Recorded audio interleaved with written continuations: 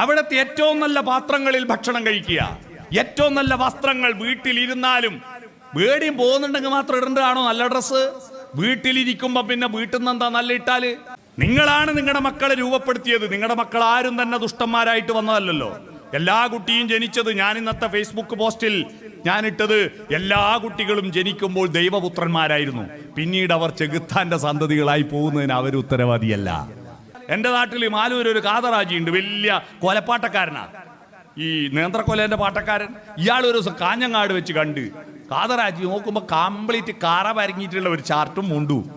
ഞാൻ ചോദിച്ചു, അല്ല കാതറാജിക്ക് നിങ്ങളെത്ര വലിയ പൈസക്കാരനാ, എന്നിട്ട് ഇങ്ങക്ക് മര്യാദയ്ക്ക് ഒരു ഷർട്ടും മുണ്ടും ഇട്ടൂടെ ഇങ്ങക്ക്? അപ്പൊ കാതറാജിക്കാ പറയാ, ഞാൻ ഈടെ ആയിരിക്കാ മോനെ അറിയാവുക, ഈടെ ഞാൻ നല്ല ഇട്ടിട്ട് എന്താ കാര്യമോ? നല്ല ഇട്ടിട്ട് എന്താ കാര്യം? അന്നെ ഈടെ ആർക്കും അറിയാവോ? ഇല്ല.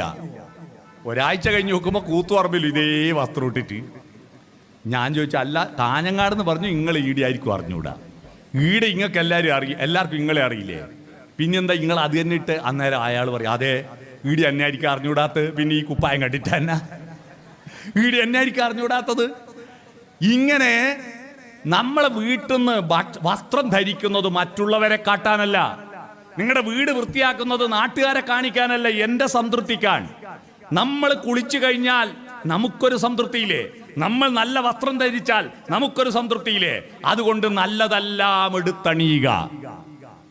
പണം ഉപയോഗിച്ചിട്ട് ഫലപ്രദമായി നിങ്ങൾ എൻ്റെ അടുത്ത തലമുറക്ക് കൊടുക്കാൻ വേണ്ടി സൂക്ഷിച്ച് വെക്കും. മര്യാദയ്ക്കൊന്നും തിന്നാണ്ട്, മര്യാദയ്ക്കൊന്നും ചെലവാക്കാണ്ട് സൂക്ഷിച്ച് വെക്കും. എന്നിട്ടോ നിങ്ങൾ 5 ലക്ഷം ഉറുപ്പിയുണ്ട് എൻ്റെ അക്കൗണ്ടിൽ എന്നെല്ലാം പറഞ്ഞാൽ പിള്ളേർക്ക് മൂക്കിൽ വലിക്കാനില്ല. അത് നാട്ടിലൊരു ചൊല്ലില്ലേ, ഉറുമ്പ് അരിച്ചു കൊണ്ടുവച്ചത് കാക്കൊരു കോരലിനെ ഉള്ളൂന്ന്.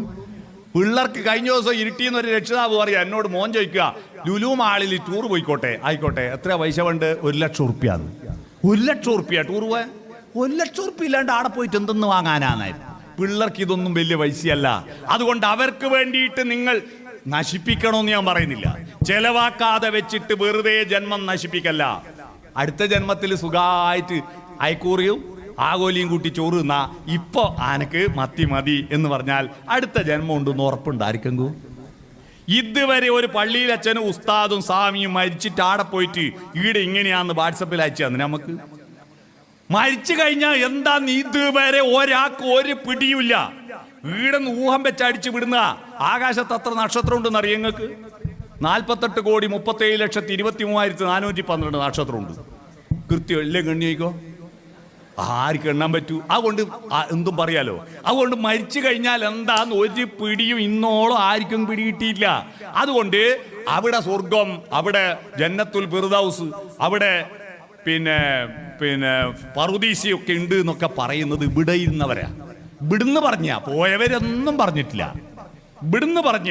അതുകൊണ്ട് നമുക്ക് കിട്ടിയിരിക്കുന്ന ഈ ജന്മം ഇതുവരെ നമ്മൾ ഒരുപാട് അനുഭവിച്ചു, കഷ്ടപ്പെട്ടു. നമ്മുടെ ഒരു ഭാഗ്യം നിങ്ങൾ നോക്കുക. നമ്മൾ ഒരിക്കലും നമ്മുടെ ജീവിതത്തെ ശപിക്കേണ്ട. നമ്മൾ മഹാഭാഗ്യവാന്മാരാ. നമുക്ക് പഴയ പട്ടിണിയും ദാരിദ്ര്യമൊക്കെ ഉണ്ടായിരുന്നെങ്കിലും ഗ്രാമീണതയുടെ ആ തോട്ടില് തോർത്തിട്ട് മീൻ പിടിച്ച് പരൽമീന് പിടിച്ച ആ അനുഭവം നമുക്കില്ലേ?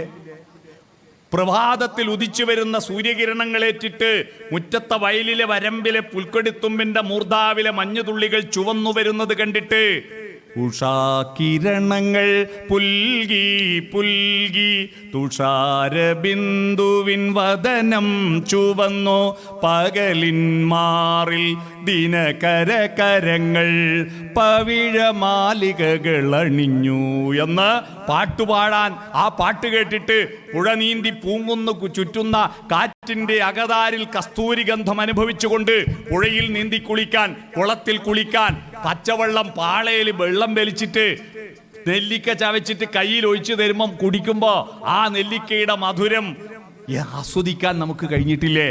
അതും ആസ്വദിക്കാൻ പറ്റി. ആധുനിക ടെക്നോളജിയുടെ സുഖങ്ങളും ആസ്വദിക്കാൻ പറ്റി.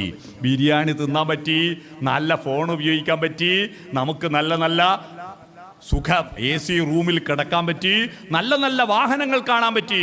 നമ്മൾ രണ്ടും അനുഭവിച്ചവരാ. പഴമയുടെ സൗന്ദര്യവും പുതുമയുടെ സൗകര്യവും രണ്ടും അനുഭവിച്ച ഭാഗ്യവാന്മാരാ നമ്മൾ. നമ്മുടെ അച്ഛനമ്മമാർക്ക് പുതിയതിൻ്റെ സൗന്ദര്യവും പുതിയതിൻ്റെ സൗകര്യമൊന്നും കിട്ടിയിട്ടില്ല. അവര് നടന്നിട്ടാ പോയേ. അവർക്ക് മര്യാദയ്ക്ക് ചെരുപ്പുണ്ടായിരുന്നില്ല. അവർക്ക് ഒരുപാട് കഷ്ടപ്പാട് ബുദ്ധിമുട്ടുമായിട്ട് അവർ മരിച്ചുപോയത്. മരിക്കാത്തവരുണ്ടെങ്കിൽ അവർ ഭാഗ്യവാന്മാർ. എന്നാൽ നമ്മുടെ പ്രപിതാമഹന്മാർക്ക് ആധുനികതയുടെ സൗകര്യം അനുഭവിക്കാൻ പറ്റിയിട്ടില്ല. നമ്മുടെ പുതിയ തലമുറയിലെ ഫ്രീക്കന്മാരില്ലേ, ഫ്രീക്കന്മാർ എന്ന് പറഞ്ഞാൽ എന്താണെന്നറിയാവോ? ഫ്രീക്കന്മാരെന്ന് പറഞ്ഞാൽ അറിയില്ല അല്ലേ? അരക്കൊടുക്കുന്ന പാൻറ് ചന്തിൻ്റെ അടിയിലാക്കി കൊടുക്കുന്ന പിള്ളേരെ കണ്ടിട്ടില്ലേ? അത് തന്നെ ഫ്രീക്കന്മാർ. മുടിയെല്ലാം ഇങ്ങനെയാക്കിയിട്ട് വെള്ളനരി ചെത്തിയ പോലത്തെ മുടിയാക്കിയിട്ട് നടക്കുന്ന ഈ ഫ്രീക്കന്മാർക്ക് പഴമയുടെ സൗന്ദര്യം ആസ്വദിക്കാൻ പറ്റിയിട്ടുണ്ടോ? നമ്മുടെ ബാല്യകാലത്തിലെ ബന്ധങ്ങളുണ്ടോ? സൗഹൃദ ബന്ധങ്ങളുണ്ടോ? ഒന്നും ആസ്വദിക്കാൻ പറ്റിയിട്ടില്ല. നമ്മൾ രണ്ടും കണ്ടവരാ. പഴമയുടെ സൗന്ദര്യവും പുതുമയുടെ സൗകര്യവും അനുഭവിക്കാൻ ഭാഗ്യം കിട്ടിയ നമുക്ക് ഇതുവരെയില്ല. ആ ജീവിതം സാർത്ഥകമാണ്.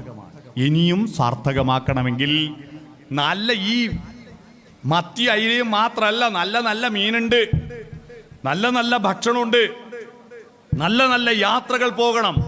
യാത്ര പോകാൻ എന്തിനാ? ആരുടെ സഹായം? പൈസ അട്ടിവെക്കണ്ട. കിട്ടിയ ചാൻസിന് ഒന്ന് മൈസൂർ പോയിട്ട് വന്നൂടെ? പൈസ ഞാൻ തരാം, എന്നെ കൂട്ടി മൈസൂർ പോയിട്ട് വന്നൂടെ? ഒന്ന് തിരുവനന്തപുരം പോയിട്ട് വന്നൂടെ? ഒന്ന് എറണാകുളത്തേക്ക് വിമാനത്തിൽ മരിക്കുന്നതിലിടക്ക് ഈ ജന്മത്തിൽ വിമാനത്തിൽ കയറാണ്ട് പിന്നെ അടുത്ത ജന്മത്തിലെ കാര്യങ്ങൾ മട്ടൻ്റെ ഇവിടെ നിന്ന് എറണാകുളത്തേക്ക് ഒന്ന് വിമാനത്തിൽ, തിരുവനന്തപുരത്തേക്ക് ഒന്ന് വിമാനത്തിൽ പോവാ. 2 മാസം മുമ്പേ ബുക്ക് ചെയ്താൽ 2000 ഉറുപ്പ്യക്ക് പോവാ. അവിടെ പോയിട്ട് ഇങ്ങോട്ട് ട്രെയിനും വന്നൂടെ? വിമാനത്തിലൊന്ന് കയറിക്കൂടെ എന്ന് അല്ലേ? വിമാനത്തിലൊന്ന് കയറിക്കൂടെ? എൻ്റെ അമ്മേനെയും എൻ്റെ ഭാര്യൻ്റെ അമ്മേനെയും ഞാൻ വിമാനത്തിൽ കൂട്ടിയിട്ട് പോയി. ഞാൻ ബാംഗ്ലൂരിൽ പോകുമ്പോൾ അവരെയും കൂട്ടി വിമാനത്തിൽ, ബോംബെ പോകുമ്പോൾ അവരെയും കൂട്ടി വിമാനത്തിൽ. അവർക്കും ഉണ്ടാവില്ല ഒരു ആഗ്രഹം. അതൊക്കെ പൂർത്തീകരിക്കണം. അതുകൊണ്ട് ജീവിതം ആസ്വദിച്ചിടണമോരോ വരിയും ആനന്ദ സന്ദേശരസ മധുരം.